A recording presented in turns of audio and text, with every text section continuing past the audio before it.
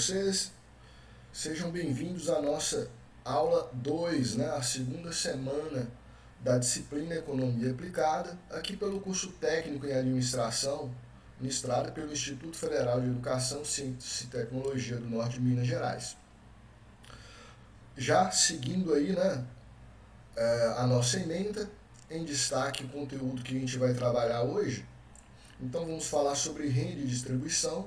Então isso aí a gente fala sobre a repartição e concentração da renda, a distribuição do produto, o excedente econômico, o IDH, e a situação brasileira, o Índice de Desenvolvimento Humano. Vamos falar sobre indicadores de subdesenvolvimento, que está relacionado ao IDH, sobre crescimento econômico e desenvolvimento econômico, o que é o crescimento e o que é o desenvolvimento. Vamos falar sobre a evolução econômica do Brasil, então vamos fazer um apanhado histórico aí sobre a evolução da economia brasileira e as tendências e perspectivas do papel do Estado aí na nossa economia. Então vamos começar? Vamos começar falando sobre produto e renda nacional. Então, ao final, espera-se que você seja capaz de relacionar o produto e a renda nacional, identificar os elementos que compõem a renda nacional e a demanda agregada e descrever o fluxo circular da renda. Então vamos lá. Vamos pegar uma definição, já que quando a gente fala de produto, renda, estamos falando de macroeconomia. Então, recentemente, o Instituto Brasileiro de Geografia e Estatística, o IBGE, divulgou que o Produto Interno Bruto, o PIB brasileiro, cresceu 6,1% no ano de 2008. E as principais variáveis que contribuíram para esse resultado foram o investimento e o consumo das famílias. A macroeconomia é o ramo da economia que estuda os problemas como crescimento econômico, inflação, desemprego, investimento. O ramo da economia que é encarregado de mensurar os agregados macroeconômicos é a contabilidade nacional, também chamada muitas vezes de contabilidade social, tema que aqui será abordado. Então, por simplicidade, iniciamos nossa análise a partir de uma economia fechada e sem governo, só para a gente fazer uma análise. Nas sessões posteriores, introduziremos os temas de governo e o setor externo, ou seja, o resto do mundo, para a gente falar de balança comercial, quando então nosso modelo se aproximará mais da realidade. Então vamos fazer aqui um apanhado sobre a definição de produto, renda e despesa. Então os principais agregados macroeconômicos são o produto, a renda e a despesa. Cada um desses tem uma composição. Então, primeiro o produto. Produto, que a gente vai tratar como produto agregado, é a soma de todos os bens e serviços finais produzidos na economia durante um determinado período de tempo. Eu já disse a vocês que o tempo é muito importante dentro de economia. Para contabilizar a soma de bens e serviços heterogêneos, ou seja, variados, o produto agregado é calculado em unidades monetárias, ou seja, baseado no valor do dinheiro. A gente usa o dinheiro, como eu disse na aula anterior, para poder fazer contas, para facilitar os meios de troca. Apenas os bens finais entram na contabilidade do produto agregado. Insumos utilizados no consumo intermediário, por exemplo, devem ser excluídos desse cálculo. O objetivo é evitar a dupla contagem. Se eu comprei, por exemplo, uma peça que vai servir na linha de montagem de determinado veículo. Ora, essa peça que eu comprei, esse insumo que vai ser utilizado aí, ele deve ser deduzido na hora de eu apurar o valor do produto, o que ficou desse produto aí, já que, se, por exemplo, o produto foi exportado, ele vai sair do país. Então, há de se haver aí um controle do que entra e do que sai. Por exemplo, se esse insumo entrou, ele foi contabilizado como uma compra. Quando ele sai, ele tem que ser deduzido, para evitar, como disse aqui, dupla contagem. Produtos exportados, no entanto, devem entrar no cálculo qualquer que seja a finalidade de uso, consumo final ou intermediário, Da mesma forma que produtos importados devem ser excluídos do cálculo, como eu acabei de explicar aqui. O produto é um fluxo e não um estoque. Por isso, deve ser medido em um intervalo de tempo, trimestre, semestre, por ano. Vai depender do acompanhamento, da análise, né, que se esteja fazendo ali. Agora, um conceito bastante importante é o valor adicionado, que é o valor que foi acrescido ao valor dos bens intermediários em cada etapa da produção. Isto é, a cadeia produtiva, ou seja, o quanto cada etapa da produção criou de valor. Vamos dar um exemplo? Um produtor rural, ele produziu determinado bem, vamos colocar como um exemplo a batata, ele produz batatas. Ou ele produz a batata e ele vende essa batata a um feirante, não é verdade? Acontece que esse feirante, ao vender a batata para um cliente final, o que ele vai acontecer? Ele vai pegar esse produto que ele comprou, ele vai agregar um valor a mais, ou seja, o lucro que ele quer em cima dessa transação e vai repassar para o cliente. Então, o valor adicionado seria esse valor que foi agregado ao longo da cadeia produtiva até chegar no consumidor final. Lembrando, quanto mais agentes intermediários a gente tiver entre o produtor até o consumidor final, mais valor agregado vai se ter a esse produto. O conceito de valor adicionado permite a contabilização do produto de uma maneira alternativa. Suponha, por exemplo, uma economia que produza pão e utilize farinha, que por sua vez utiliza o trigo como insumo, cujos preços constam na tabela abaixo. Então, na tabela 1, a gente pode observar aqui os preços dos insumos utilizados na produção do pão. Então, aqui na primeira coluna a gente tem o produto, a gente tem o trigo e a farinha que é derivada desse trigo. E, no caso, a farinha também é matéria-prima para a produção do pão. Agora, qual que é o valor desses produtos no mercado? O valor do trigo é 10. O valor da farinha é 15, já que houve agregação de valor para processar, né, até transformar em farinha. Teve que moer, colocar na embalagem, vender. E o pão em que fez uso da farinha, além de outros produtos, né, mão de obra e tudo mais, até chegar à mão do cliente final ao preço de R$20. Observe que se a farinha de trigo, ou se o trigo é matéria-base para a farinha e a farinha é matéria-base para o pão, para produzir o pão, o que se utiliza, né, de trigo não usa nada, mas usa farinha, que é matéria-base, né, advinda aqui do trigo. E, no caso, no final, a gente tem o pão. Ora, qual que seria o valor adicionado, né? Já que o preço do pão é de 20? Como que se compôs isso? Ora, parte do valor está aqui do trigo, que veio da farinha, né? A gente já sabe que a diferença entre o valor do produto e do insumo, a gente vai ter aqui qual que é o valor adicionado. Então, 10 menos nada deu 10, 15 menos 10 deu 5, e 20 menos 15 deu 5. O preço final do pão de R$20. Então, note que, de acordo com a tabela acima, todo o trigo e toda a farinha produzidos nesta economia são insumos da produção do pão. Isso significa que o produto dessa economia é igual a 20 unidades monetárias, que é o preço do pão, o único bem de valor final dessa economia. Por outro lado, a soma dos valores dos três produtos é 45. Olha, se eu somar 10 mais 15 mais 20, eu teria 45. Equivalente ao valor bruto da produção. Nesse caso, porém, haveria dupla contagem do trigo e da farinha. Assim, excluiríamos os bens intermediários. Teríamos, então, a seguinte identidade. O valor adicionado é o valor bruto da produção menos o consumo de bens e serviços intermediários, que é a conta que a gente fez aqui. Então, seguindo aí, vamos falar sobre renda e despesa, tá? Lembrando que, como a gente está tratando de macroeconomia, a gente tratou primeiro, né? Voltando aqui para a gente ver, ó, a gente falou sobre produto agregado. Agora vamos falar sobre renda agregada e despesa agregada.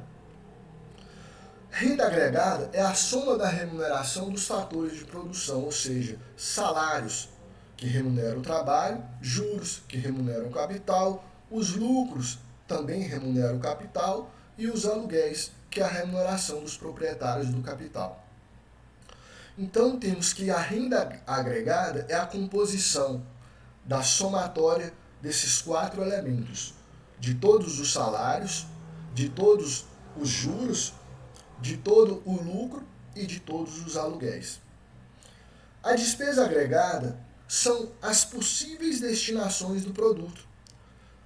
Supondo que uma economia fechada e sem governo e que produz apenas bens de consumo, a despesa agregada é composta apenas pela aquisição de bens de consumo por parte das famílias. Vamos falar então de identidade macroeconômica. Ao produzir os bens e serviços, as empresas utilizam os fatores de produção fornecidos pelas famílias e as remuneram. Com essa remuneração, as famílias adquirem os bens e os serviços ofertados pelas empresas. Em cada etapa do processo produtivo, o valor adicionado, excluído o consumo intermediário, remunera os fatores de produção. Desse modo, temos a seguinte identidade macroeconômica básica: produto agregado é igual à renda agregada, que é igual à despesa agregada. O que seria isso, né? O que explica a igualdade entre os 3 agregados?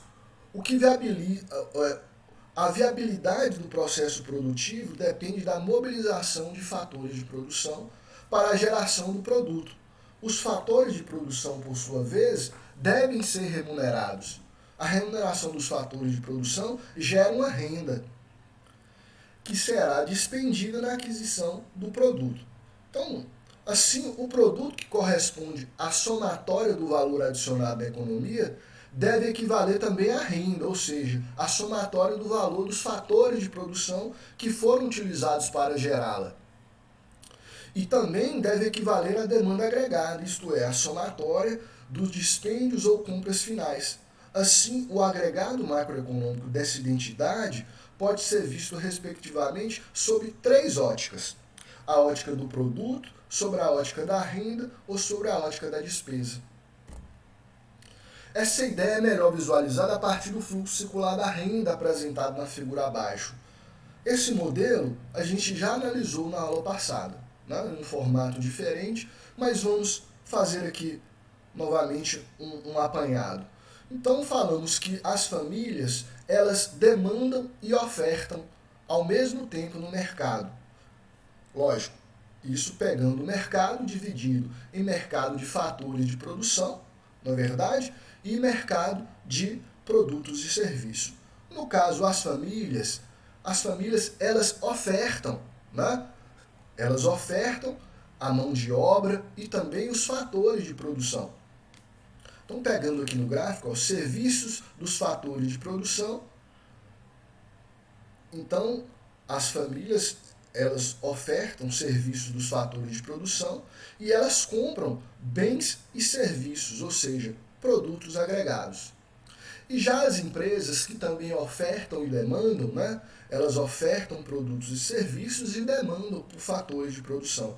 Então, as empresas, elas vão remunerar os fatores de produção para as famílias, né? Elas pagam salários, elas pagam tributos, que os tributos voltam em serviços públicos para a gente, né? Para toda a população.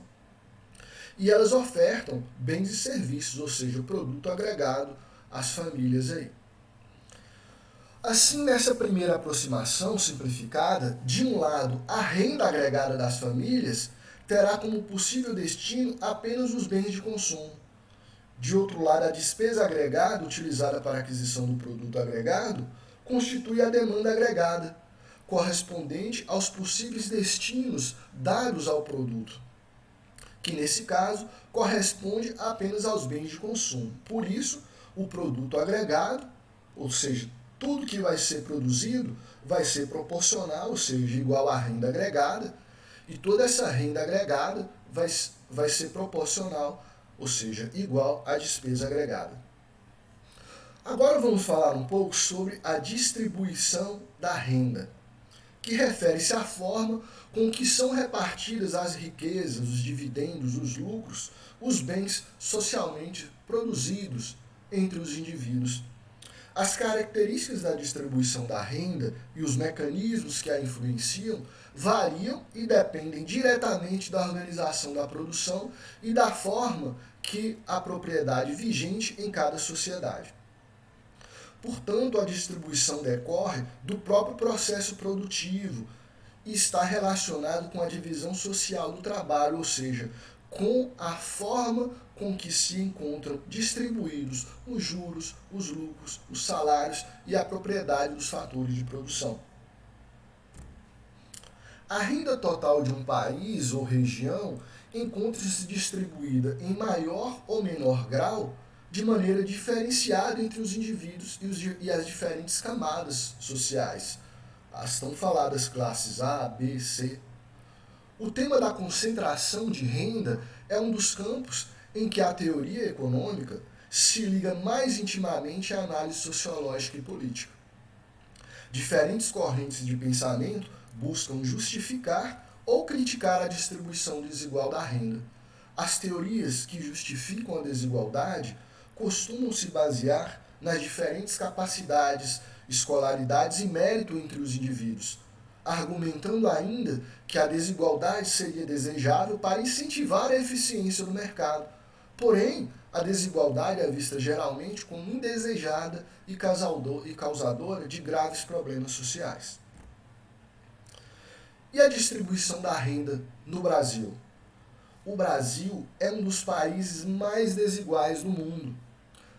Na nossa história recente, o maior aumento das desigualdades se deu nas décadas de 1960 e 1970, em decorrência de uma política econômica que visava concentrar a renda nas classes mais ricas para incentivar o investimento e o consequente crescimento da produção. A ideia era crescer o bolo para depois reparti-lo. Para atingir tais objetivos, o governo militar reduziu os salários reais e reprimiu a organização dos trabalhadores. O coeficiente de Gini, que é um indicador da concentração da renda, da década de 1970, estava acima de 0,6. A partir da redemocratização, significativos avanços de políticas sociais acarretou a redução do índice, que em 2010 chegou a 0,53. Apesar da diminuição da desigualdade, esse patamar ainda é bastante elevado comparado ao resto do mundo. Vamos falar um pouco também sobre política de redistribuição de renda, que é o que ocorre muito em nosso país, né? A distribuição de renda depende do funcionamento do mercado, que busca empregar os recursos de forma eficiente, mas não garante necessariamente que os recursos sejam alocados de forma justa. Como resultado, muitos economistas defendem que o governo deve redistribuir a renda para alcançar uma distribuição mais igualitária do bem-estar econômico. Algumas dessas políticas, como o sistema de assistência social ou seguro-desemprego, tentam apoiar os membros da sociedade que são mais necessitados. Outros, como o imposto de renda individual progressivo, fazem com que os mais ricos contribuam mais para subsidiar o estado de bem-estar social. O excedente econômico. O excedente econômico, também conhecido como bem-estar total, refere-se a duas quantidades relacionadas. O excedente do consumidor, ou superávit, que é o ganho monetário por comprador, por comprar um produto, né, por um preço menor que o preço mais alto que ele estaria disposto a pagar. Vamos dar um exemplo? Faz de conta que eu estaria disposto a pagar R$1.000 em um telefone celular, só que eu acabei pagando R$800. Então o excedente de 200 seria quanto eu ainda poderia pagar por aquele mesmo telefone. Eu estaria disposto, eu pagaria, caso não encontrasse mais barato, né? Então esse excedente ele é estudado também. E o superávit também do produtor, que é o excedente dos produtos, é a quantia, ou seja, o lucro que os produtores se beneficiam vendendo a um preço de mercado que é maior do que o mínimo que eles estariam dispostos a vender. Aqui no caso, se o produtor vendeu um produto a 10 reais, né? Ele vendeu o produto a 10 reais, mas ele estaria disposto a vendê-lo até por 8, então ele também tem um excedente, não é verdade? Ele também tem um excedente nesse caso. O excedente econômico mede a renda total obtida pela classe dominante derivada da propriedade dos escassos fatores de produção reinvestido na produção ou no consumo. Para os marxistas, o conceito está relacionado com a mais-valia, né? Aquilo que a gente falou lá no início da nossa primeira aula. A produção excedente e mão de obra excedente, razões de acumulação capitalista. Então, a mais-valia seria aquela comparação que o Karl Marx faz entre o resultado, ou seja, aquilo que realmente o trabalhador entrega, aquilo que tem valor, e o que ele recebe de salário. Né? Esse comparativo ele coloca que é a base da alienação, da submissão que o operário é colocado lá nesse sistema, né? Que ele jamais vai sair dessa situação de dominância. Agora nós vamos falar sobre o IDH, o Índice de Desenvolvimento Humano, e a situação brasileira. O Índice de Desenvolvimento do Brasil pode ser medido segundo um importante indicador, o IDH, o Índice de Desenvolvimento Humano. Mede e avalia o desenvolvimento de um país segundo seus aspectos sociais e econômicos, como qualidade de vida, renda e escolarização. Esse indicador permite que os países sejam comparados, sendo, portanto, um parâmetro global de desenvolvimento. O IDH do Brasil é atualmente 0,759 e considerado alto. Esse medidor classifica os países pelas seguintes categorias: muito alto desenvolvimento humano, alto desenvolvimento humano, médio desenvolvimento humano e baixo desenvolvimento humano. Quanto mais próximo de 1, melhor e mais alto é o IDH, ao passo que quanto mais próximo de 0, pior e mais baixo é esse índice. Como que é calculado o Índice de Desenvolvimento Humano do Brasil? O Índice de Desenvolvimento Humano brasileiro é medido todos os anos e divulgado nacional e globalmente pelo Programa das Nações Unidas para o Desenvolvimento, órgão que faz parte da Organização das Nações Unidas. Para avaliar o nosso IDH, leva-se em conta 3 importantes critérios de desenvolvimento. O primeiro é a educação. São observados os níveis de conhecimento dos brasileiros. São medidos os graus de instrução, as taxas de alfabetização e as taxas de escolaridade, da educação infantil, ensino fundamental, ensino médio e superior, que apresentam a média dos anos escolares de um adulto. Avalia também questões como evasão escolar, taxas de repetência e demais aspectos que podem influenciar o setor da educação, bem como eficiência das políticas educacionais. Segundo, é a saúde. São observados aspectos relacionados à qualidade de vida da população brasileira, um dos mais importantes dessa expectativa de vida ao nascer, que representa, né, a média dos anos de vida de um cidadão no país. Essa esperança de vida está relacionada à eficiência do setor da saúde de um país, que deve garantir o acesso a medicamentos e vacinas, a tratamentos de saúde públicos, entre outros serviços. Terceiro, a renda. Utiliza-se como parâmetro qualidade de vida no que tange aos aspectos econômicos, como o PIB, né, o Produto Interno Bruto per capita, soma de todos os bens e serviços produzidos ao longo de um ano, dividido pelo total de habitantes. Esse critério indica o padrão de vida do brasileiro, não levando em consideração a desigualdade da distribuição da renda. Porque uma vez que ele faz isso, não quer dizer que esse valor está realmente dividido de forma igual. Aí entra o índice de Gini para poder medir essa distribuição e achar como que está esse grau de concentração, em que região há a maior ou menor distribuição de renda. Essas análises, pessoal, são muito importantes, né, para a tomada de decisões e principalmente para criar ações e programas para reduzir esse excesso de concentração e essas desigualdades sociais. Vamos falar um pouco sobre crescimento e desenvolvimento econômico.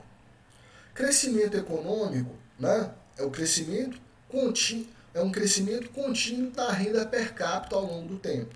Como a gente falou, soma-se todas as riquezas e divide aí pela quantidade de habitantes. Aí você sabe qual que é a renda per capita, né? Nesse caso, as fontes de crescimento seriam o aumento da força de trabalho, né? O aumento do estoque de capital, melhoria na qualidade da mão de obra, melhoria tecnológica, eficiência organizacional.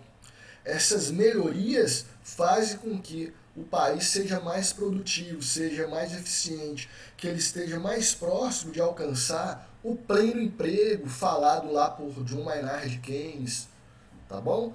Então, seguimos aí nessa pegada. O desenvolvimento econômico, né, são alterações de composição do produto e alocação dos recursos pelos diferentes setores da economia, de forma a melhorar os indicadores de bem-estar econômico e social. Mede o perfil distributivo e os benefícios sociais trazidos pelo crescimento. Vamos dar aqui uma pausa. E pessoal, voltando aqui à nossa aula, eu coloquei na tela aqui para vocês o Excel, Microsoft Excel, mas você pode utilizar qualquer editor de planilhas que você vai conseguir fazer isso aqui. Pessoal, eu fiz uma proposta de atividade para vocês no fórum para a gente fazer a cotação do valor, né, do preço dos produtos que compõem a cesta básica. E aqui eu vou ilustrar para vocês mais ou menos como que seria essa atividade. Então vocês vão escolher algum supermercado, né? Então vou colocar aqui, ó, supermercado, tá? Eu vou colocar como exemplo aqui alguns supermercados da cidade aqui que eu estou, tá? No caso eu vou colocar aqui um supermercado, depois eu coloco os outros, tá? Vou colocar aqui na frente, ó, um supermercado que chama Mendes. Opa, Mendes. Então, aqui, ó, eu vou colocar os itens, os produtos que compõem a cesta básica. Então, vou colocar o arroz, vou colocar o feijão, vou colocar o açúcar. O que mais? Óleo.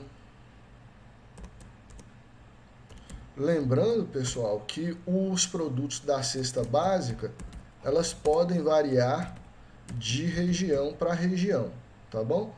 Aqui a gente selecionou esses itens aí por um consenso de alguns alunos à época. Então, macarrão, molho de tomate, milho, ervilha,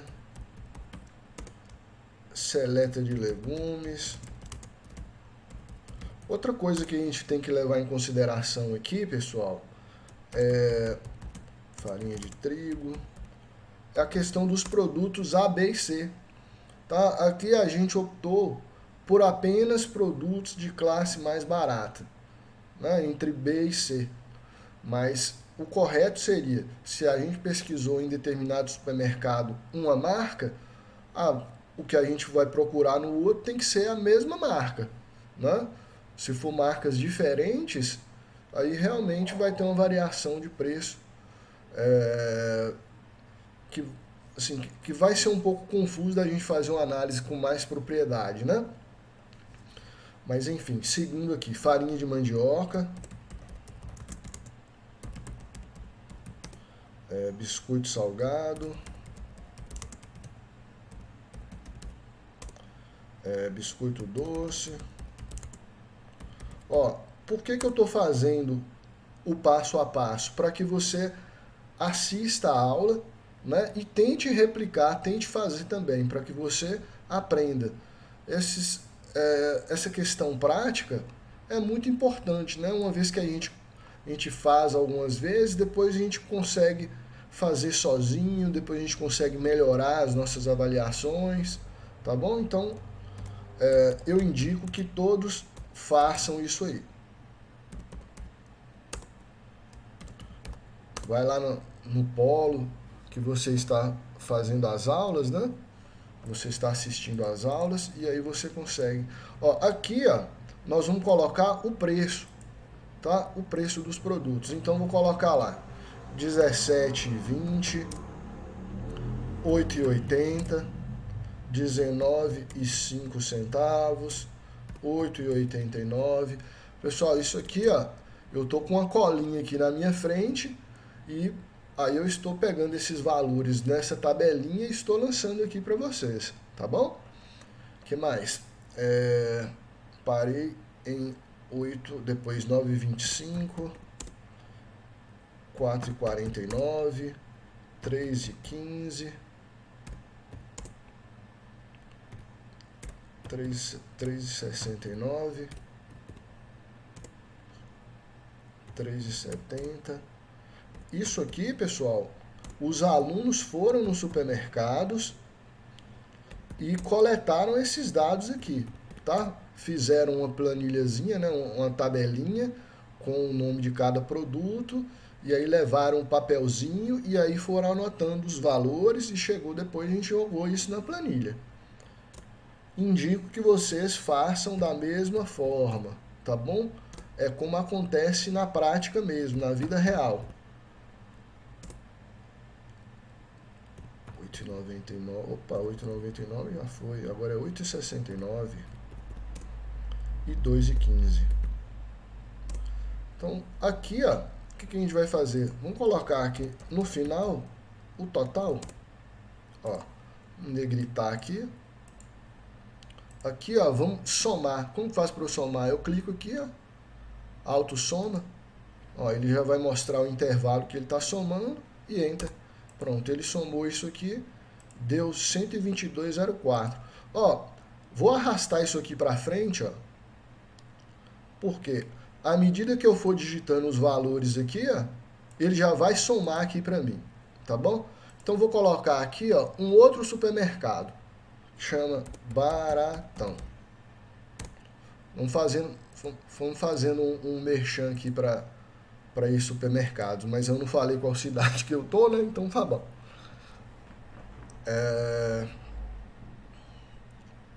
Um segundinho que deu uma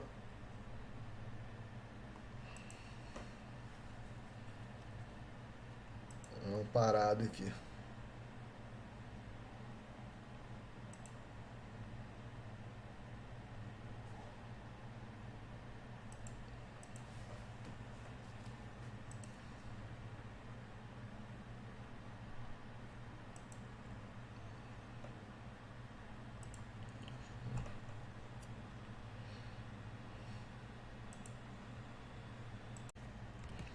Então, voltando à nossa gravação aí, tinha dado um probleminha aqui. Vamos lá. Vamos digitar o nome do outro supermercado aqui. Deixa eu logo salvar aqui, para não perder tudo. Agora vamos digitar o preço dos produtos, né, do outro supermercado. Então, vamos lá. 17,49, 7,79, 17,49, 8,89, 8,89, 2,49, 3,20, 4,99, 3,99, 4,99, 5,79, 6,79, 4,75, 11,79, 8,99 e 2,25. A coluninha ficou pequena. Então vocês estão vendo que eu estou digitando aqui em cada célula o preço dos produtos, né? E ao final aqui eu tenho a soma. Depois que eu digitar todos os supermercados aqui, eu vou fazer algumas outras contas aqui no final, tá bom? Eu vou digitar tudo aqui e aí daqui a pouco a gente volta. Então, pessoal, voltamos, né, aqui à tela do Excel. Deixa eu dar um zoom na seleção aqui. Ó, então, eu deixei somente esses 5 supermercados aqui. E aqui na frente, ó, vamos começar a fazer uma análise, né? Vamos primeiro pegar aqui a média, tá? Então, aqui, ó, eu vou digitar igual, vou digitar a função média, e vou indicar da onde eu quero a média. Eu quero a média desses preços aqui, né? Dessa linha, ó. E teclo Enter. Depois aqui eu já vou arrastar, ó. Arrastei. Aqui eu sei que a média, eu vou fazer o seguinte, eu vou mudar a cor dessa coluna aqui, né? Só para a gente poder ter um destaque melhor. Então, a média do preço do arroz nessa cidade, a partir dessas amostras aqui, é de R$ 21,33. Né? Agora eu posso comparar qual deles que está com preço acima da média, qual deles que está com preço abaixo da média. Não é verdade? Ó, se a média é 1,23, todos esses aqui, ó, esse aqui, esse e esse, estão com preço abaixo da média, né? E esses dois aqui estão com preço acima da média. É esse tipo de análise que a gente pode fazer. E que o preço médio da cesta básica, né, ficou em R$ 129,79. Aqui também a gente pode verificar quais que estão acima ou abaixo da média. Então, esse aqui está comparado à média, né, abaixo do preço, esse também e esse aqui, prevalecendo, né, como aqui na primeira amostra que a gente analisou. Então, observe que esses três aqui estão com os preços que estão abaixo da média de mercado, né? E esses dois aqui estão com preço acima. Ó, agora que a gente pegou a média, vamos ver aqui qual que é o maior, né? Então, vou colocar aqui, ó, maior. Então, vamos ver aqui, ó, vou usar a função que se chama maior, vou digitar igual, vou digitar aqui, ó, máximo.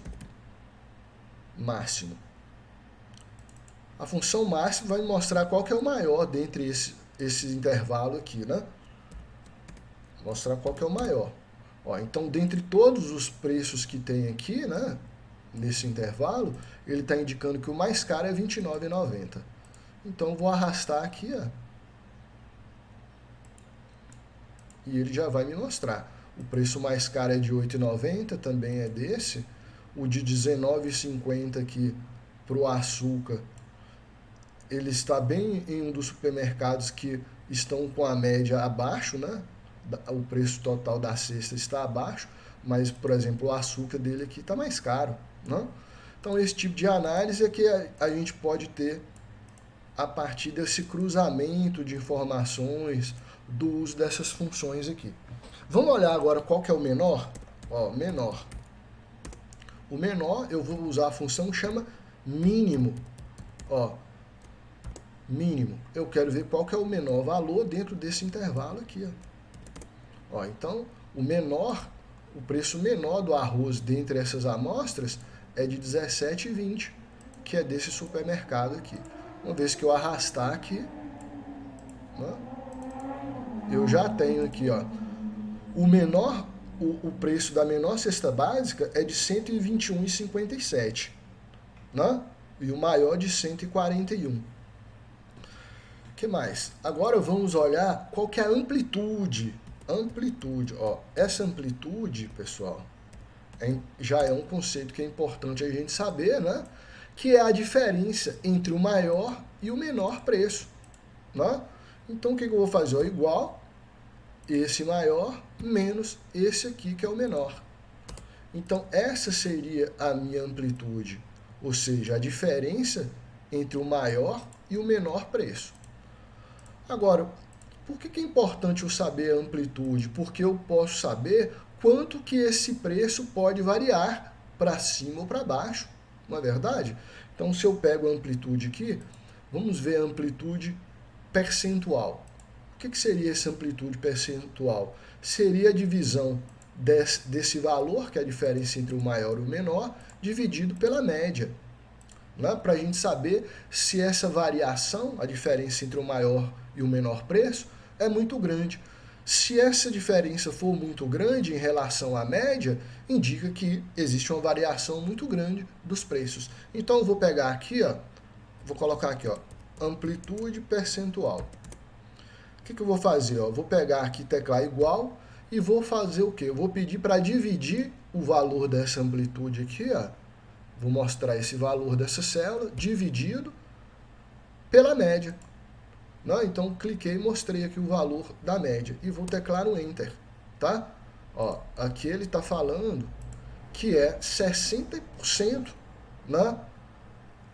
Se eu pego esse valor aqui proporcionalmente à média, ele está falando que dá 60%, indicando que eu tenho uma grande amplitude entre o preço máximo e o menor preço.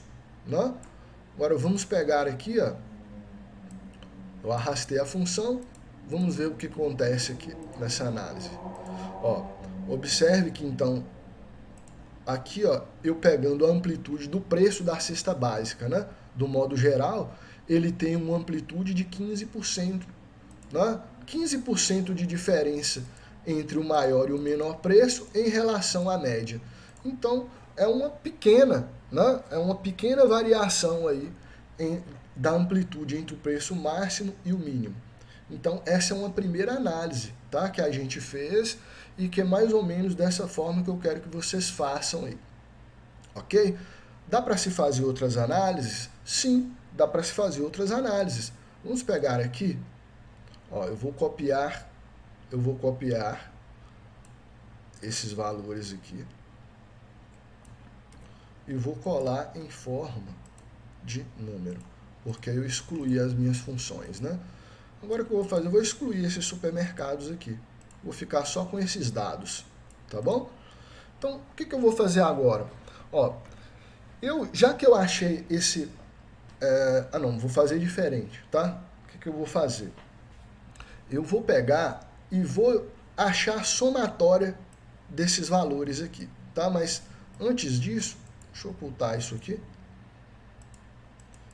E vou ocultar isso aqui também. Ó, primeira coisa, eu vou classificar isso aqui do maior para o menor.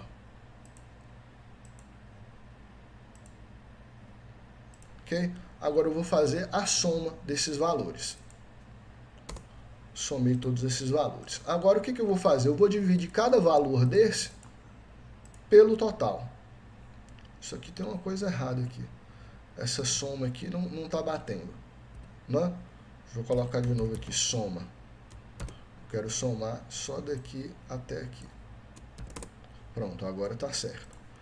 Aqui, ó, o que eu vou fazer? Eu vou dividir igual isso dividido por isso aqui. É importante eu usar o F4 para congelar essa posição aqui, porque senão na hora que eu arrastar a função, ele vai seguir para baixo e não vai pegar o que eu preciso. Então, aqui é em valores percentuais. Opa! Eu vou arrastar aqui, ó. Então, o que a gente pode observar aqui, ó? O que a gente observa? Que o arroz é o item mais caro dessa cesta básica, ele corresponde a 16% frente ao total. Né? E o sal é o item mais barato, corresponde a 2%. Se eu aumentar minhas casas decimais aqui, ó, então no caso é 1,6%, né? 1,6%. Vou deixar com uma casa decimal para ficar melhor. Agora, pessoal, o que eu vou fazer? Eu vou somar, eu vou pegar o acumulado dessa somatória percentual. Então, o primeiro valor aqui, ó, eu vou repetir, porque é 16%. Mas o segundo eu vou pegar esses 16% mais esses 13,8% aqui. Ó. Então, na hora que eu arrastar, ó, o que ele vai fazer? Ele vai somar sempre a sequência, né? Ele pega lá o anterior e o próximo e coloca o resultado aqui para mim até chegar na somatória total. Por que eu estou fazendo isso? Eu estou fazendo isso, pessoal, para a gente utilizar a regra de Pareto para poder classificar a avaliação desses produtos aqui, tá? Ele utiliza uma regra chamada regra 80-20, tá bom? Que ele pega aí os 80 maiores e classifica como produtos A, ou classifica como classe A de custos. Em seguida, né, 95% seria B e o restante seria classe C. Então, no caso aqui, ó, eu já achei, eu sei que até aqui dá os 80%. Agora, de que forma que ele poderia... Eu poderia vir e falar assim, ó, isso aqui seria A, isso aqui seria A. Todos esses aqui seriam A. Aqui já seria B, agora aqui já seria tudo C. Tá bom? Agora, imagine que eu tenho milhares de linhas aqui, eu não consigo fazer isso manualmente, né? Eu vou fazer isso utilizando uma função. Como que seria isso? Ó, eu coloco igual, uso uma função chamada se, eu falo, se o valor que está aqui for menor ou igual a 0,85, se for verdade, né, entre aspas, escreva A. Opa, escreva A. Escreva A, se não, ele escreveria B. Agora, no caso, eu vou jogar um outro se, tá? Eu coloquei ponto e vírgula, vou abrir de novo aqui o se e vou falar, ó, se o valor que está aqui for menor ou igual a 0,95, então escreva B. Se não, escreva C. Deixa eu voltar aqui. Eu quero maiúsculo. E aqui também eu quero maiúsculo. Opa. Fecho aspas, fecho parênteses e fecho parênteses novamente. Ó, então, vocês vão montar essa funçãozinha aqui, né? Se o valor que ele comparar aqui for menor do que 85%, ele vai escrever A para mim. Se ele for menor do que 0,95, ele vai escrever B. E se ele for menor, né, se ele for diferente disso aqui, ele vai escrever C. Ó, eu teclo Enter, vou centralizar aqui. Observe que o primeiro ele fez e comparou aqui. Ele comparou com 0,85. Ele é menor? É, então ele escreveu A. Aí eu arrastei. 30 é menor do que 0,85? É, então ele escreve A. E segue, né? Ó, na hora que eu chegar aqui, ó, até aqui ele escreve A, mas na hora que chegar aqui, ó, eu coloquei... Ah, tá. Vou mudar a minha função. Só um minutinho, desculpa. Eu coloquei 85% e eu quero é 80%, tá? Eu quero é 80%, não quero 0,85%. Agora sim, ó. Até aqui ele escreve A. Na hora que chegar aqui, ó, ele já vai colocar B. Ó, tá vendo? Até aqui também ele vai colocar C na hora que eu arrastar. Ó. Mas a partir daqui ele já vai colocar C. Tá vendo? Então é a classificação ABC, tá bom? Muito utilizado na apropriação de custos aí. Então observe que os custos maiores dessa minha cesta básica seria arroz, açúcar, leite em pó, óleo, café, biscoito doce, biscoito salgado, feijão e farinha. Esses custos é o que a gente tem que olhar mais de perto, porque esses custos já são os maiores e qualquer aumento nele vai aumentar drasticamente o preço da cesta básica. Já esses outros aqui, né, os produtos de classe B e C, observe que eles têm preços menores. Então o impacto que ele vai dar na nossa cesta no final também será menor. Então espero que vocês tenham gostado aí dessa análise prática e agora vamos voltar aí para a nossa aula falando um pouco sobre economia brasileira, né? Vamos falar um pouco sobre economia brasileira. Então, pessoal, vamos lá, dando continuidade ao nosso conteúdo, né, da nossa aula. Deixa eu só cronometrar aqui, para a gente não perder de vista o andamento do nosso tempo. Então aqui, pessoal, a gente vai falar um pouco sobre a economia brasileira. Então as temáticas serão a compreensão da economia brasileira, a formação econômica do Brasil, e os desafios da industrialização retardatária. Por que que está muito feio esse slide, né? Tá feio demais. Ah, Maria, deixa eu excluir isso daqui. Pronto. Então, pessoal, vamos entrar aqui primeiro pensando sobre a economia colonial. Qual que era o contexto da época, né? Imagina o Brasil descoberto, os índios lá, os caras falam, vamos aproveitar daqui, o que a gente pode fazer? Como que era a conjuntura do mundo, né? O mundo vivia na conjuntura do capitalismo comercial no século XVI ou XVIII. Como que funcionava isso? O que era valorizado na época, né, no capitalismo comercial? O que tinha valor na época não era a moeda, e sim metais. Os metais preciosos, ouro, prata, né? Isso é que tinha valor. Naquela época, os países que tinham mais metais preciosos eram considerados maiores potências. O que mais? Também, à época, a gente vivia num momento de mercantilismo, né? O mercantilismo que seria troca de mercadorias, né? Você tinha muito a troca de mercadorias e você tinha também aí os metais como forma de facilitar as trocas também. O que ocorre?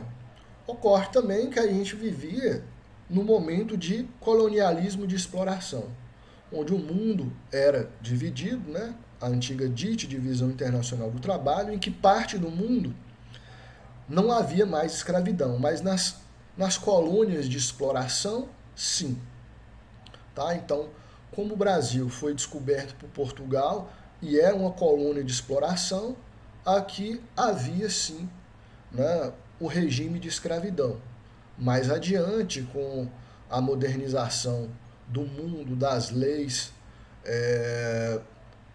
houve a abolição da escravatura e o desenvolvimento, né, de regras que norteiam as relações de trabalho em nossa sociedade. Então, seguindo aqui, já que a gente pensou no contexto, vamos pensar como que era, né, a estrutura econômica da colônia. Como que era a estrutura aqui desse país, né, naquela época, para poder gerar dinheiro, para gerar renda. Na verdade, não existia esse planejamento para a colônia de exploração. O objetivo era produzir riqueza e mandar para Portugal. Né? Como o próprio nome diz, era uma colônia de exploração. Tivemos a divisão das capitanias hereditárias, né? No regime também de latifúndio, que a gente vai falar um pouco aqui agora. Então vamos falando aqui logo pelo gráfico, para a gente não se perder. Então, a economia colonial se baseava da seguinte forma: em uma economia de exportação, ou seja, tudo que era retirado aqui era mandado para Portugal, e Portugal iria comercializar isso. Então, como funcionava essa economia de exportação? Através de um latifúndio, ou seja, era dado um pedaço de terra para um colono e ele iria pagar com parte dessa produção. O que mais? A mão de obra escrava, já que o índio ele não tinha conhecimentos, né, sobre o domínio de agricultura, então foi necessário trazer escravos para ajudar aqui na produção agrícola. E a gente tinha a cultura de produtos tropicais, tá? E também a exploração de metais preciosos. O que se buscava seria isso, cultura metais preciosos, que era muito valorizado dentro do mercado internacional. E tudo isso existia uma articulação econômica das Américas, da colônia e da África, né? Isso porque a gente precisava de mão de obra e ia para fora, ia para a América e África buscar escravos para poder trabalhar aqui. E também tinha a superação da crise do comércio das especiarias. Assim, a colônia ela vinha atrás de coisas novas, né? Inovação, para poder levar para o mercado produtos que ainda não conheciam, que eram novos, que tinham novas aplicações e que, obviamente, seriam bem valorizados aí no mercado. Como a gente já está estudando aqui em economia, se você tem algo novo, né? Então vai haver uma demanda grande sobre esse produto aí, ele tem uma tendência de valorização, ou seja, de maior preço. E o que mais? Dentro dessa colônia aí, né, dessa economia dessa colônia, tinha também a produção para o mercado interno e a cultura de subsistência. Então, tinha produção aqui mesmo, sei lá, produzir roupa para os escravos, né, e também alimentos para as pessoas. Agora vamos falar como que se deu, né, os ciclos econômicos do Brasil. Primeiro, começamos com o pau-brasil. Em 25 anos de exploração do pau-brasil, praticamente esse já havia se esgotado, tão grande era a sua procura. Depois que esgotou-se as reservas de pau-brasil, passou-se então a buscar outros meios, né, de gerar renda. E houve uma boa adaptação com a cana-de-açúcar, como a gente vai ver mais adiante, na parte mais litoral do nosso país, né? Quando o ciclo da cana vem se desenrolando, Portugal acaba se deparando com uma situação econômica muito ruim, né? Além das guerras napoleônicas que vinham ocorrendo por lá. E aí bola-se então ações, né, para corrida pelo ouro. Então, Portugal busca então desenvolver aí ações para tentar achar ouro no Brasil para poder melhorar a sua economia. Então, como que era a produção açucareira? Então, a produção açucareira, a produção da cana-de-açúcar foi fundamental para o sucesso da colonização do Brasil. A produção açucareira se realizava no sistema de plantation, ou seja, aquela única cultura ali onde um latifúndio é dado lá para um produtor, esse tem seus escravos, ele paga pelos seus escravos, né? Ele paga taxa para ter escravos aí maiores de 12 anos, e aí o que ele produzia, ele tinha que dar uma parte da produção como forma de pagamento, né? O que mais? Foi em torno do engenho que se estruturou o sistema de exploração mercantil português e se constituiu a base da organização social da colônia. Então, em torno do engenho é que a gente começou a desenvolver lavoura, que precisava de mão de obra, né? Tanto para produzir quanto para colher, para poder, enfim, distribuir tudo isso aí.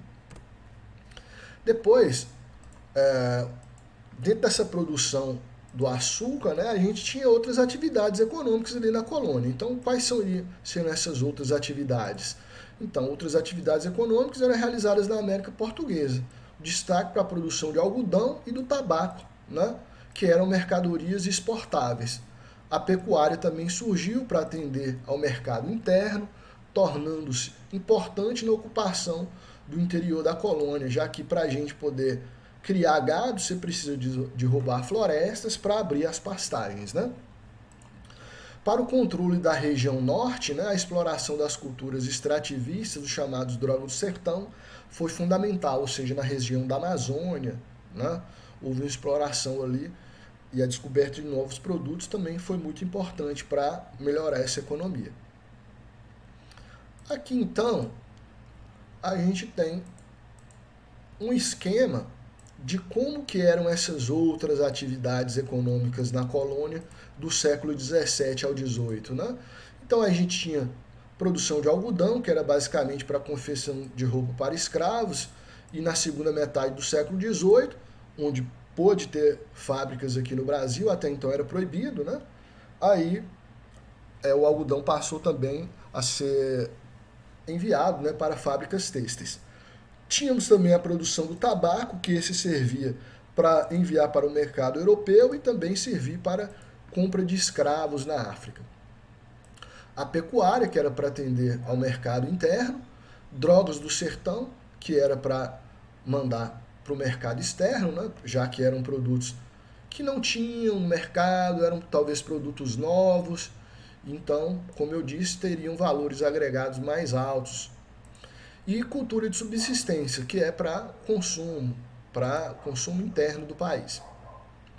Então aqui, ó, a gente tem um gráfico mostrando, deixa eu ver se dá para me ampliar um pouco. Ó, dá para a gente ver aqui, ó, mais na região do litoral, em roxo, né, onde a gente teve as produções iniciais da cana-de-açúcar.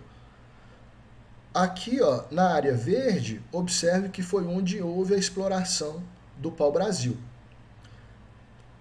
Essa areazinha mais alaranjada, né, essas pequenas manchas, foi a exploração da pecuária. Então, observe que começamos a aprofundar para dentro do Brasil, né? Saímos um pouco do litoral e fomos aqui para dentro.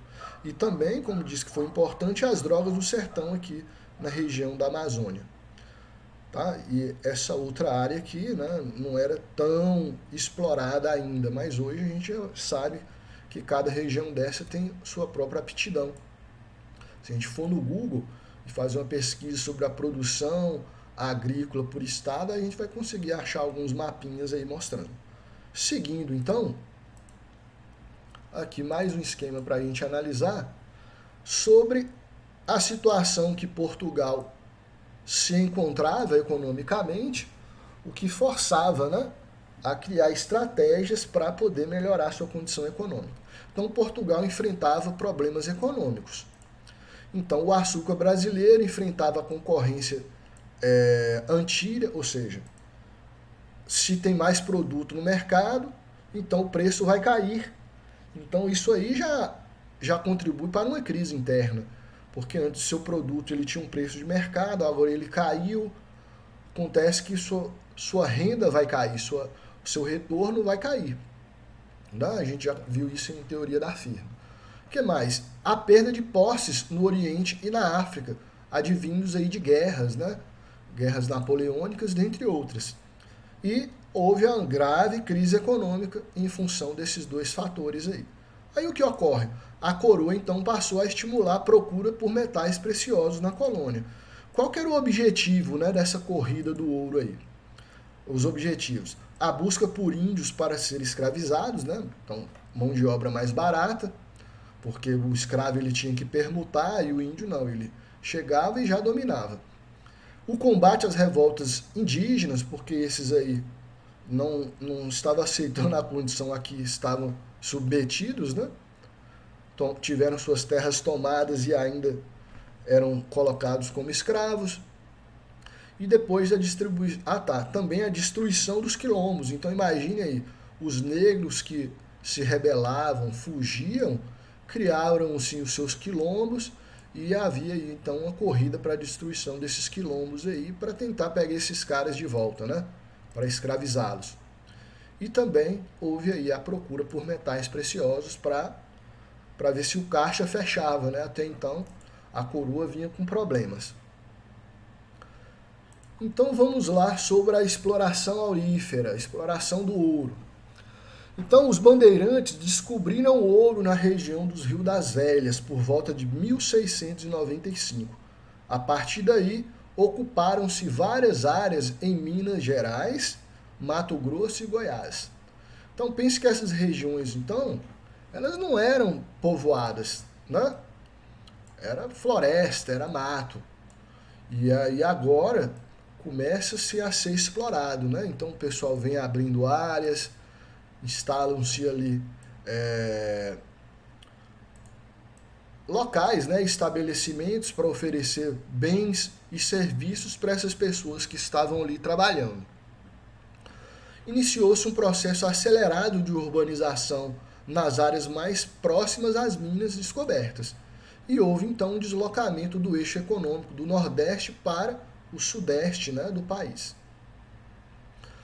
Então, a coroa organizou rapidamente um sistema de exploração. Então, de exploração das minas, né? Como que seria isso? Distribuição das datas, ou seja, dividir aquelas terras ali onde poderiam ter ouro, mas apenas para grupos mais ricos. Então, você observa o seguinte, ó, começamos com a má distribuição dos fatores de produção na época da colonização do Brasil, na divisão das capitanias hereditárias. Depois, a gente acha ouro e divide isso em datas, mas para outros grupos privilegiados, tá bom? E não para todos que aqui estavam, né? Então, começamos por aí a nossa análise crítica sobre os problemas que constituem a economia do Brasil, e a gente já observa que é algo que está lá no passado. Tivemos também a criação da Intendência de Minas, em 1702, que era responsável pela cobrança dos tributos e policiamento e justiça local. Então, estavam lá para fazer a arrecadação. Parte daquilo que era encontrado tinha que 20%, né, ser dado lá como forma de pagamento. Então, as formas de arrecadação variam com o tempo, destacando-se o quinto, ou seja, 20% do metal extraído, cabia à coroa.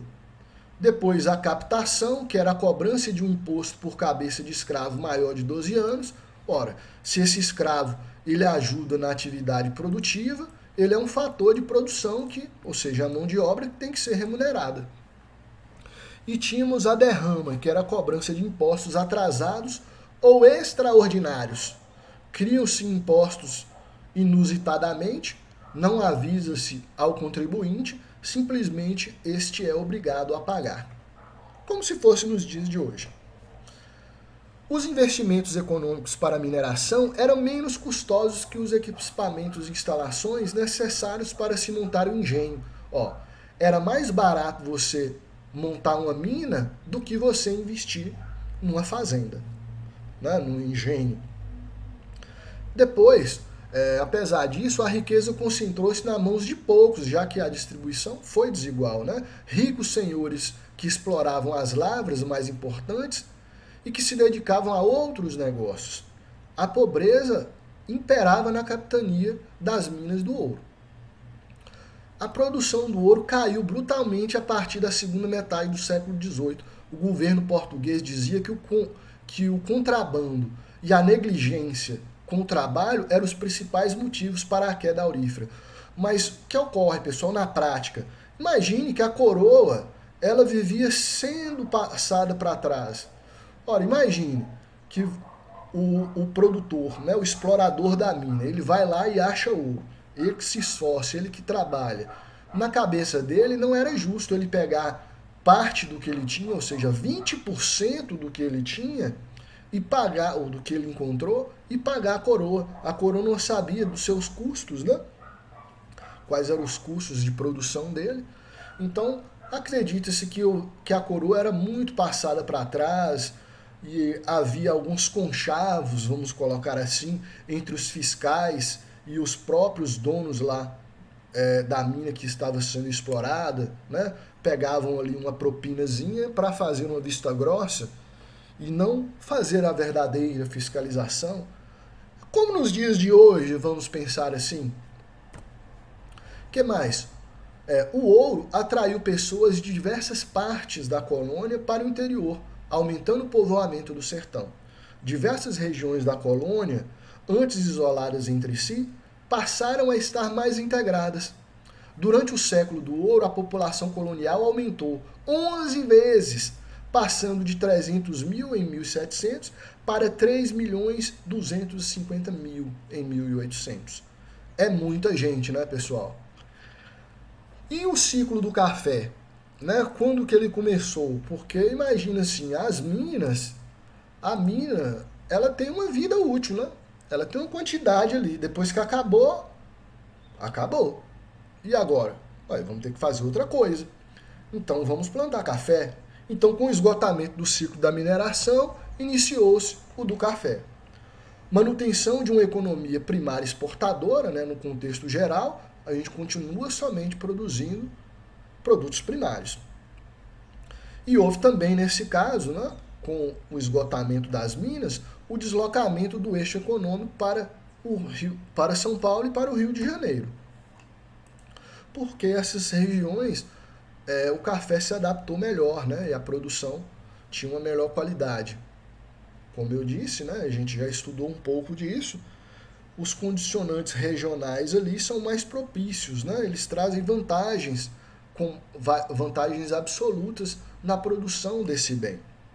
Agora, vamos fazer uma análise crítica sobre a vulnerabilidade das economias agroexportadoras, que era o caso do Brasil à época, né? Então, assim, produtos agroexportadores são produtos primários, são produtos agrícolas ou produtos de extração mineral. Então, tinha um alto peso no setor externo na economia, né? Um alto peso no setor externo da economia. A exportação é variável, quase que exclusiva, na determinação da renda nacional e o seu dinamismo. Não? Então, vamos pensar assim, se o preço está bom, eu vou lucrar. Se o preço estiver ruim, eu não vou lucrar, eu posso até ter prejuízo.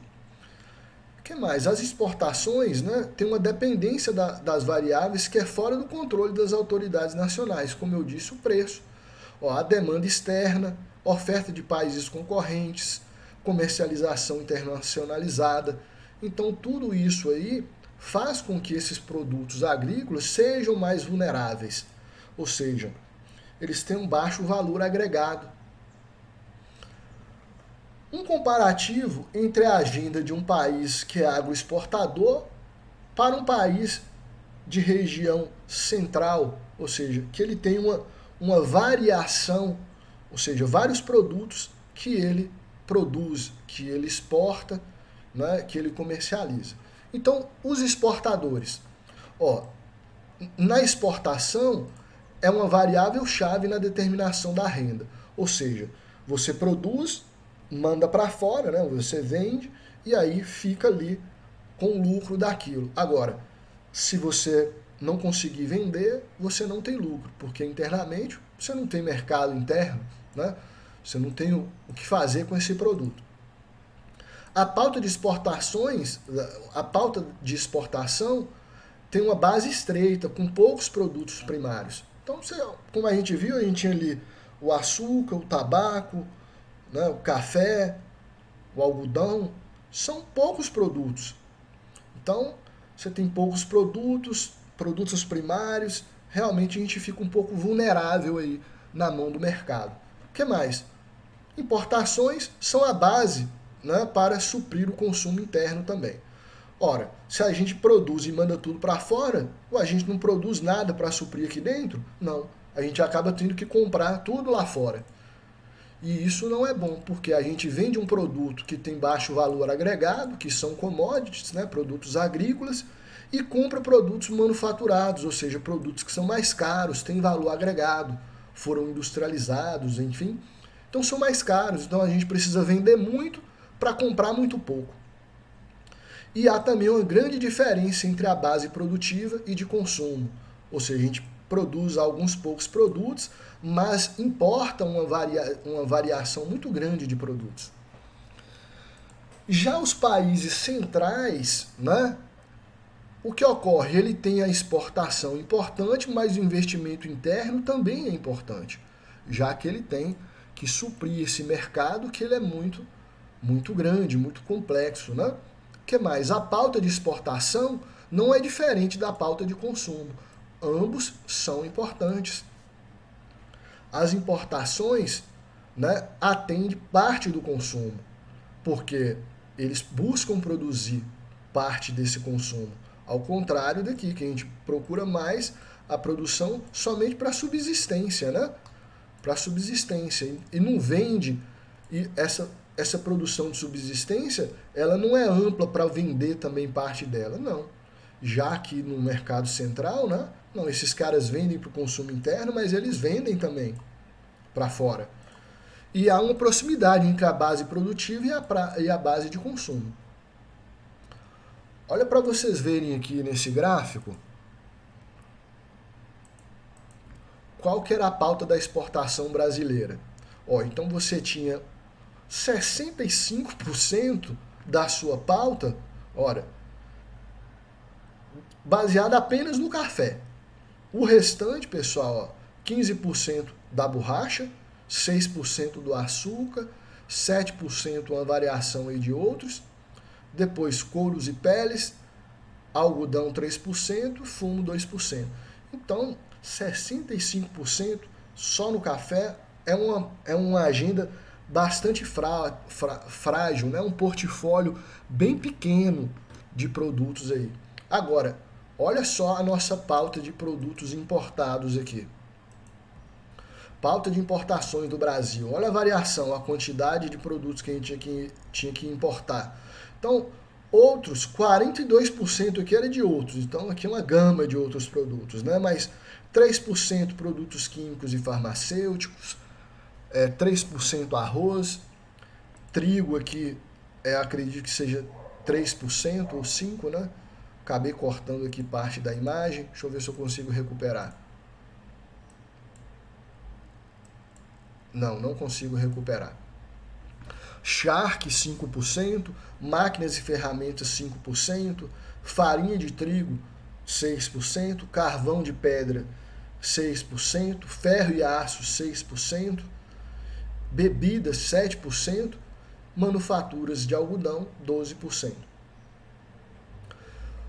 Olha, aqui temos as oscilações de preços na economia cafeeira. Então, os preços do café nos Estados Unidos de 1851 a 1908. Observe, então, que em 1851 a gente vai numa crescente durante uma década, né? Olha, de 1851 a 1861, o café veio numa crescente de preços.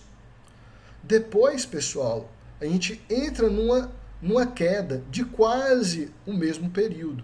Olha, até quase 1871, a gente ficou somente numa queda desse produto. A partir daí, a gente tem um salto exponencial no preço.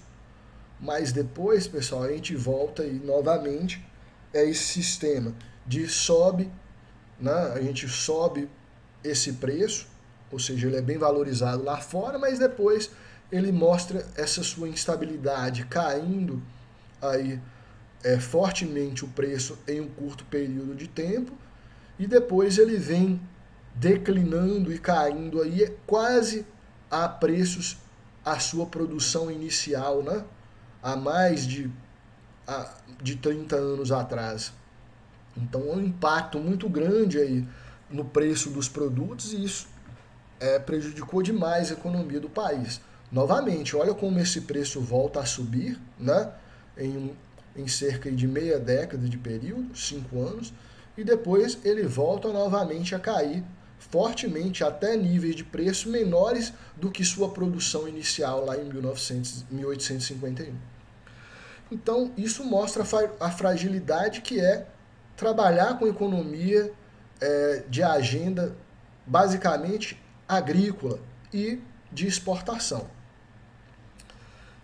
Agora falaremos sobre as oscilações de preço na economia cafeira. Então, as oscilações se devem às condições da demanda, ou seja, o mercado mundial, ou seja, os ciclos da economia.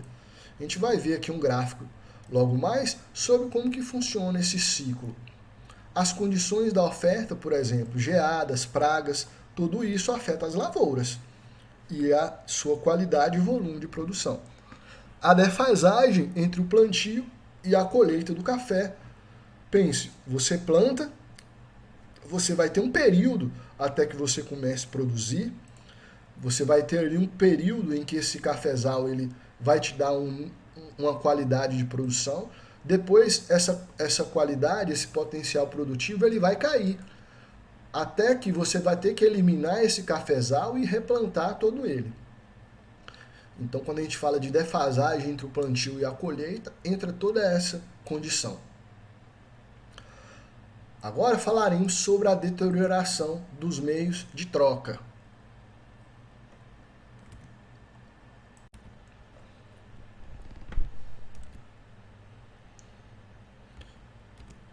Então, dando continuidade, pessoal, vamos falar um pouco sobre a deterioração dos meios de troca.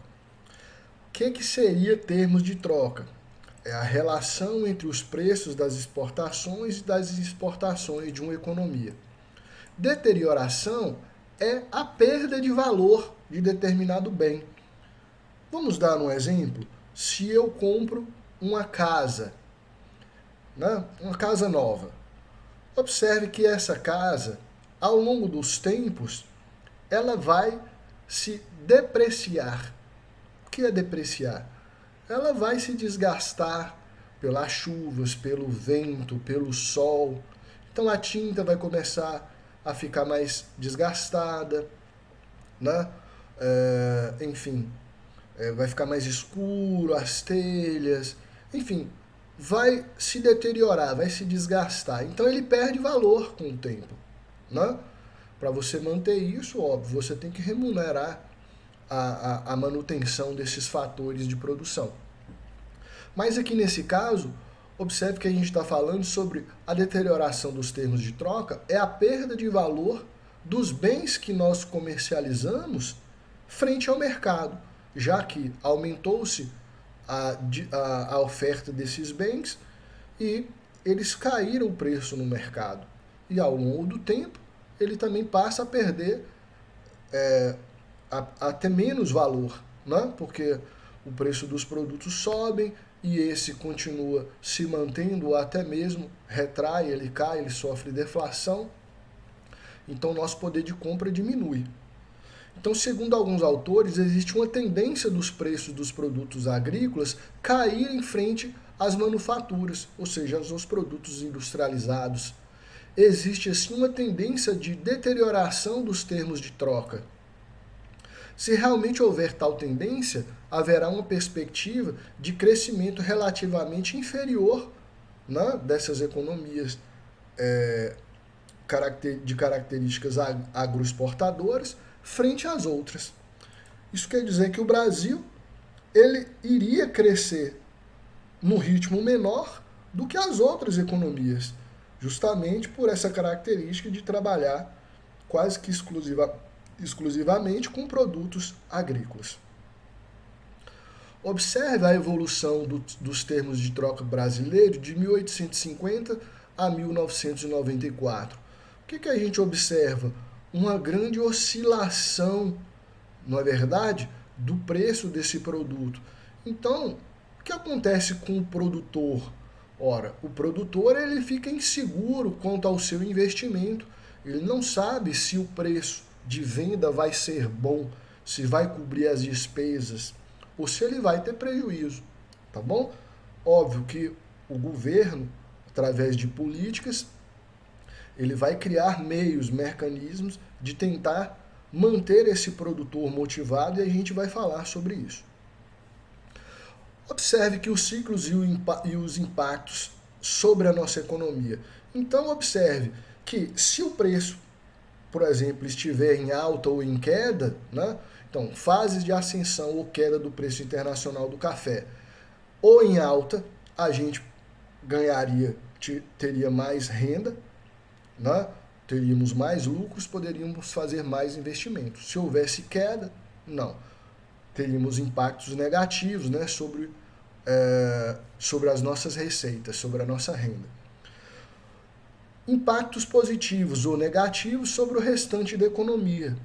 Também, a gente tinha uma dependência do que acontecia fora do Brasil, não é verdade? Se a economia no resto do mundo estava mal, não tinham dinheiro para pagar e comprar as nossas commodities. Então o preço também caía. Também cresce ou diminui a lucratividade na atividade cafeeira em função dessa alta ou diminuição dos preços. Também boa parte dos lucros, né, são reinvestidos no próprio setor, ou não. Dependendo se o preço estiver em baixa, aquele produtor iria migrar o investimento para uma outra atividade que lhe rendesse mais. E o aumento ou a diminuição no volume de emprego também acontecia em função desse ciclo. Tá bom? A ação do governo seria o quê? Frente a essa crise da economia agroexportadora. Então, as possibilidades de ação do governo nos momentos da queda dos preços seria desvalorização cambial para o preço dos insumos, dos produtos caírem, e uma política de valorização do café. Então, esses mecanismos eram eficientes no curto prazo para proteger a cafeicultura, mas tinham efeitos negativos no longo prazo. Isso vocês vão entender por quê. O governo estabelecia uma política de preços mínimos, ou seja, ele garantia a compra de parte da produção, né, por determinado preço. E o que ele fazia? Ele iria estocar aquilo e quando o preço estivesse em alta, ele venderia. Então ele ganharia, ele lucraria em cima disso. Isso no curto prazo, mas e no longo prazo? O que poderia acontecer? Ele não conseguiria segurar muito isso aí. né, porque ele teria que desprender de muito capital, né, muito dinheiro lá parado, estocado lá de café. Então, a desvalorização cambial em uma economia agroexportadora. Então, a vantagem é que a desvalorização cambial mantinha em moeda nacional uma rentabilidade da cafeicultura e o nível de emprego, né? Ou seja, ele baixava o juro e o que acontecia? O preço se mantinha dos insumos, você poderia continuar produzindo, tinha mão de obra, isso internamente. Mas tinha outros problemas, né? Mas gerava dois tipos de problemas. A desvalorização cambial escondia os sinais dados pelo mercado, ou seja, a tendência à superprodução do café. Ora, se o preço está baixo porque você tem uma grande oferta de café no mercado e você está incentivando ainda mais a produção, ora, teremos futuramente uma superprodução. Isso não é bom, porque já explicamos o excesso de produto, ou seja, quanto maior a oferta, menor o preço. A desvalorização cambial encarecia todos os produtos importados desta economia, ou seja, socialização das perdas. A política de valorização do café. Então, a política de valorização do café consistia em reter parte da oferta na forma de estoques. Esta política se assemelha a práticas que ainda hoje acontecem, tá bom? A política de preços mínimos, ou seja, o governo estabelece preços mínimos na safra, a partir dos quais ele adquire e estoca esses produtos, e os estoques reguladores, né, serviu o quê? Estocar na safra para desovar os estoques na entre-safra, evitando aumentos excessivos de preços na entre-safra. Então, ele segurava ali um volume de produtos, né, estocado, quando o preço melhorava ele vendia, e também se tivesse muito alto o preço ele jogava isso aí no mercado para também não ficar um preço muito alto. Então ele fazia essa política de controle e isso era eficiente no curto prazo. Depois, observem aqui como funcionava mais ou menos esse ciclo, né? Então observe que aqui você tinha um preço mínimo, ele custeava, ele comprava parte da produção, e quando atingia determinado preço, ele desovava, ele vendia, tá? Isso dentro de um curto período de tempo. Acontece que os problemas com a estocagem de café. Então a expectativa é que houvesse nos anos seguintes uma reversão da oferta de café. Mas essa reversão se mostrava cada vez mais difícil à medida que a estocagem ia ocorrendo, ou seja, o governo estava só comprando. A política acentuava a tendência à superprodução e outros países também eram indiretamente incentivados a plantar café. Então, a superprodução e a crise da economia cafeeira em 1930. Então, com o aumento da rentabilidade da economia cafeeira, os recursos convergem para esta atividade, levando à superprodução. Em 1930, dois elementos se conjugavam. A produção nacional era enorme e a economia mundial entrou numa das maiores crises de sua história. Então todos nós, né, temos conhecimento da crise de 29 nos Estados Unidos e, óbvio, afetou todo o planeta. Então quais foram as consequências? O preço do café despencou e o governo passou a queimar parte dos seus estoques. Não tinha o que fazer. Observe, café destruído pelo governo federal e produção nacional. Então, olha, toneladas de café destruídas e quantidade produzida. Então, observa, quando a gente chega aqui em 1931, né, vamos pegar desde o início, a gente tinha uma quantidade produzida de 1.300.000 toneladas e a gente destruiu 13%, né, 169.000 toneladas. Isso aqui não é milhões de toneladas, milhares de toneladas. Agora, observe aqui que ao longo dos anos, né, até chegar em 1937, onde tivemos que destruir 70% da produção.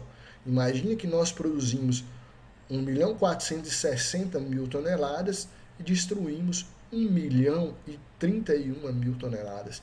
Pessoal, então a gente destruiu quase mais que a metade, né, da produção. É realmente um volume muito grande, né, pessoal? Você observa que de 31 a 37, a nossa produção ela veio numa crescente, né?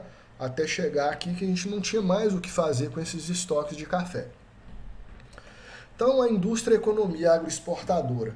Então, a fragilização do modelo agroexportador traz à tona a necessidade da industrialização, já que o preço dos produtos no mercado internacional estavam muito caros, o Brasil não tinha receita, né, com a queda do preço do café, então tivemos que forçar a produção interna.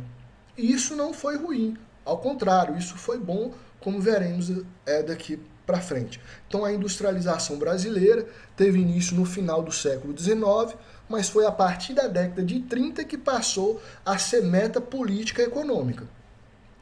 Antes de 1930, as indústrias existentes surgiram nas franjas da economia cafeeira. Ou seja, elas iriam produzir para atender aquele pessoal da produção do café ali, no que eles precisavam, né? Embalagens, sacos, também produtos para alimentação, né? Para condicionamento. Indiquei para vocês, né, o filme O Barão de Mauá, relembro a vocês, assistam. Então, de acordo com as necessidades de atender a um mercado consumidor incipiente. Então, as origens da indústria brasileira têm duas correntes, né, que procuram explicar a indústria aí no período agroexportador. Uma é a teoria dos choques adversos, ou seja, a indústria surgiu com uma resposta às dificuldades de importar produtos industriais em detrimento do período, né, da grave crise que a gente tinha aí dos preços no mercado internacional. E a industrialização induzida pelas exportações. Então a indústria crescia nos momentos de expansão, né? Ou seja, se o café tivesse com um preço bom no mercado, então esse produtor ele ia pegar parte desse lucro e ele iria investir em produção interna onde estava pagando bem, já que a gente estava evitando fazer importações pela alta dos preços. Houve, então, um pequeno surto industrial no século XIX até 1930. Então, no século XIX, o espaço brasileiro ainda se constituía em um arquipélago econômico, né? A atividade cafeicultora foi estímulo para a indústria. Dentre os fatores que favoreceram foram os lucros obtidos, né, com a exportação do café, naqueles momentos de alta do ciclo econômico. Isso porque eles investiam em novas atividades econômicas, especialmente na indústria, né? E a infraestrutura instalada para o escoamento do café, essas ferrovias, os portos, né, principalmente em Santos, foram fundamental para viabilizar essa nova atividade econômica. Lembrando que a industrialização no Brasil, ela ocorreu mais de 200 anos após o estouro da Revolução Industrial no resto do mundo. Então, pegando aí a forma que a gente já veio, né, priorizando classes para terem a posse, né, e o domínio sobre os fatores de produção, como a gente disse, através das capitanias hereditárias, sobre a forma também de distribuição da exploração das minas, sempre dado a grupos privilegiados, né? Assim, os números evoluíram rapidamente.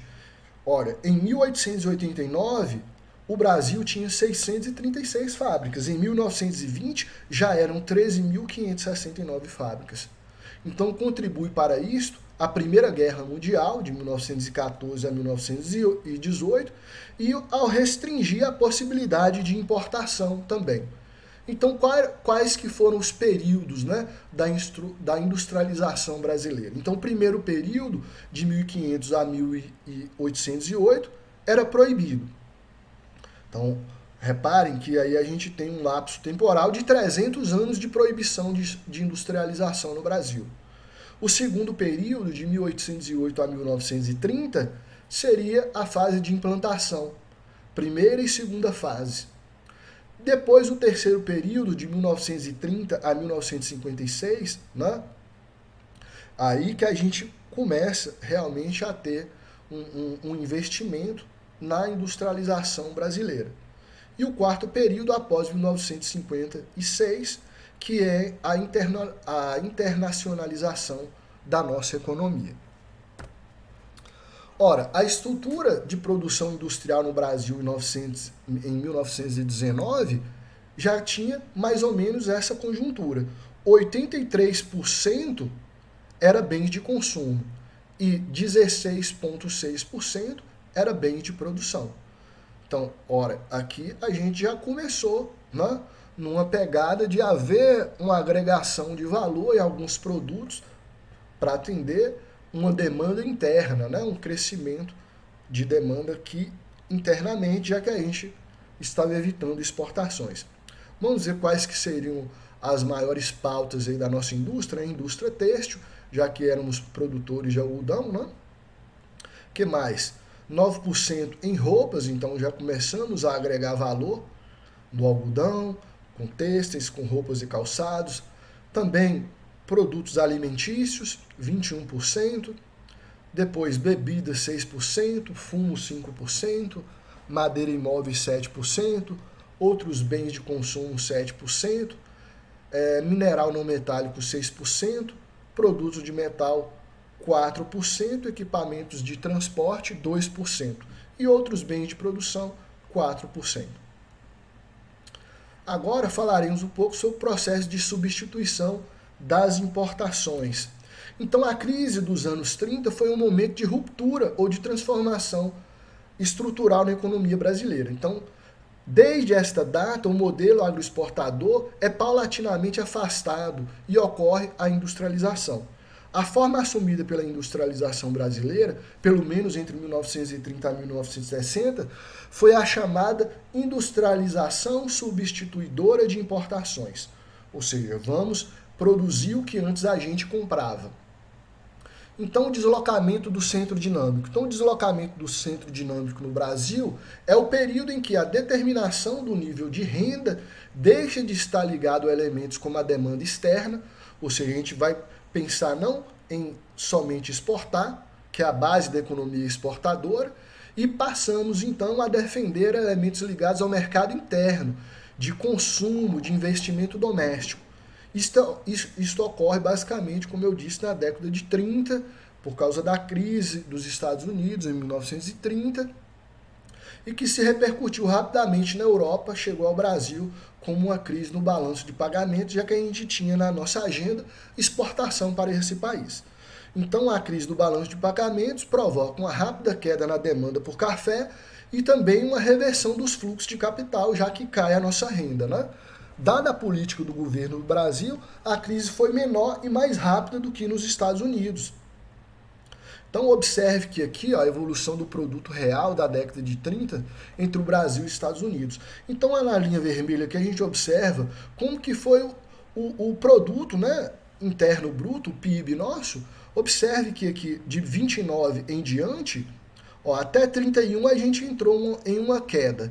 Mas daí para frente a gente entrou numa ascensão. Um crescimento maior do que os Estados Unidos, o chamado milagre brasileiro, né? Então as políticas do governo aí. Então a política de manutenção da renda, né, a política de defesa do café, a estocagem e queima do café. Então esta política financiada por parte com crédito e emissão de moeda, sustentada a demanda agregada e mantendo o emprego e a renda. Então considerada uma típica política keynesiana.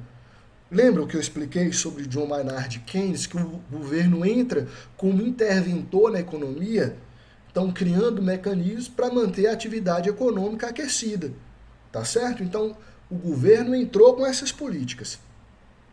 Então o deslocamento da demanda. Então o problema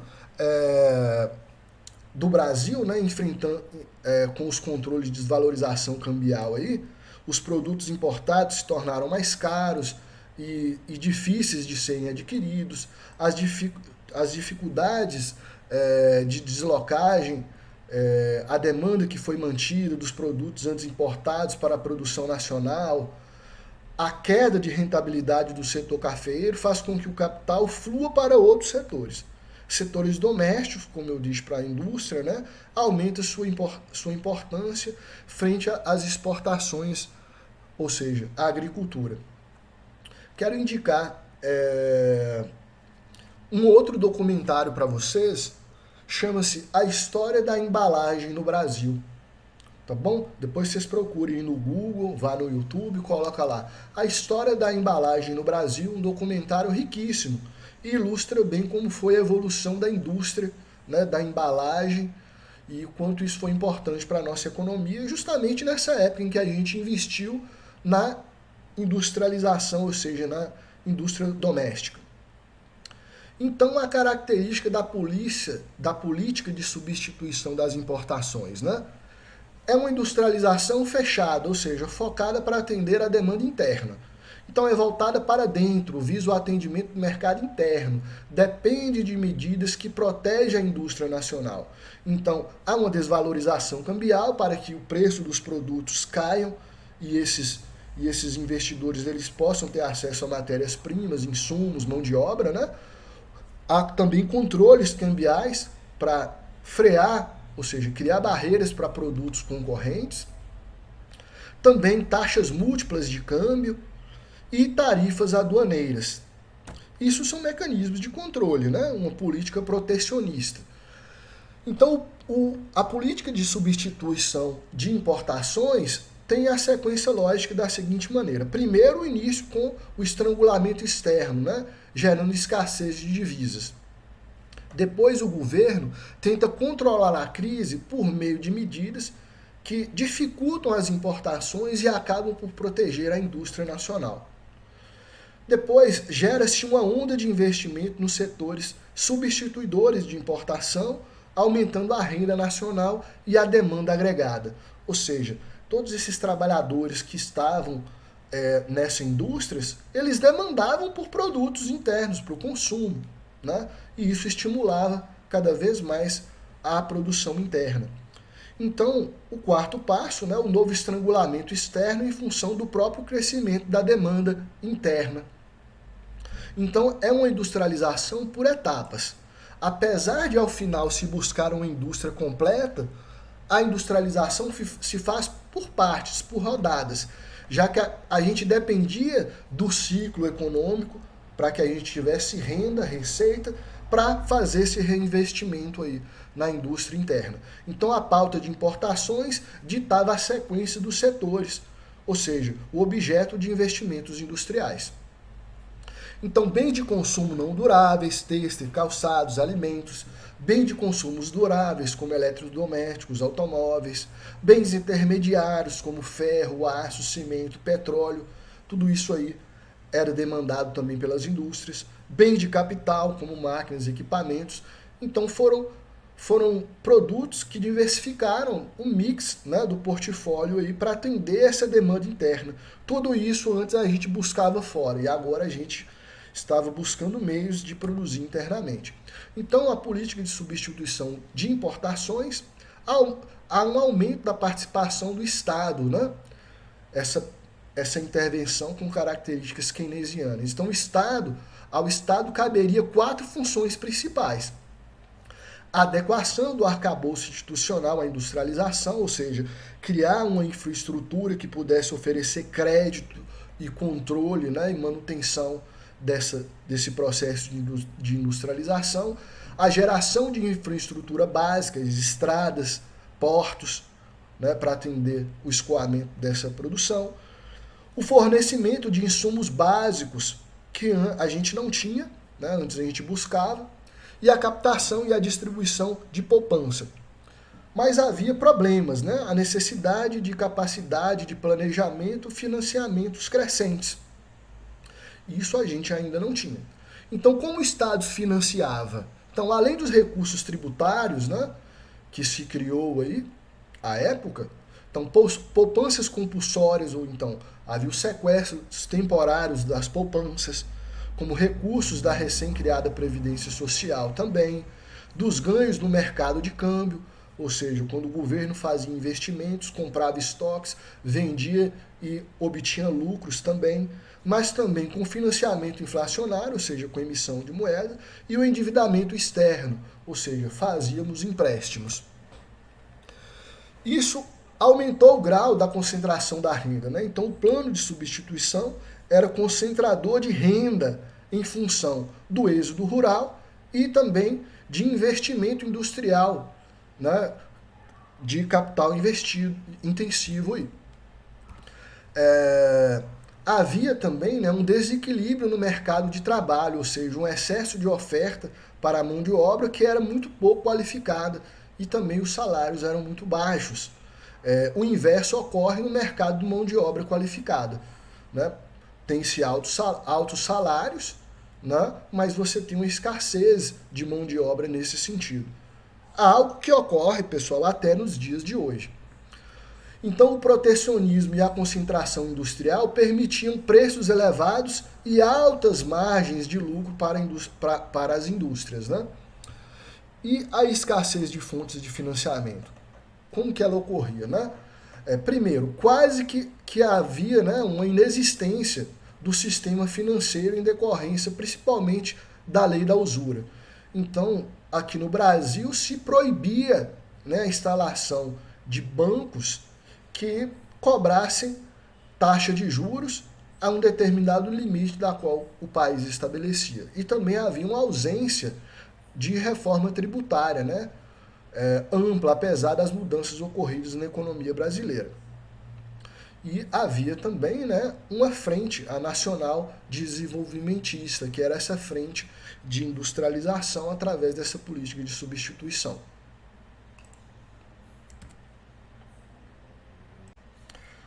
Então, pessoal, a gente chega ao final dessa aula aqui, tá bom?